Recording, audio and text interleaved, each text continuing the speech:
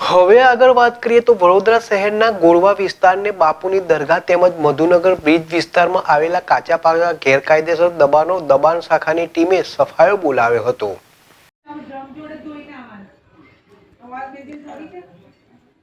દબાણ શાખાએ ગોરવા બાપુની દરગાહ તથા મધુનગર બ્રિજ વિસ્તારમાં દબાણ ટીમ ત્રાટકી।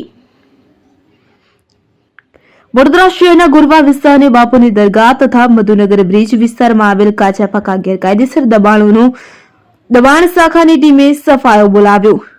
વડોદરા શહેરમાં મોટાભાગના વિસ્તારોમાં ગેરકાયદેસર દબાણો કરવામાં આવ્યા હોય કે જે દબાણો દૂર કરવા માટે વડોદરા નગરપાલિકાની દબાણ શાખાની ટીમ એક્શનમાં આવી છે, જેથી તબક્કાવાર વિસ્તારોમાં કરવામાં આવેલા ગેરકાયદેસર દબાણો દૂર કરવામાં આવી રહ્યા છે।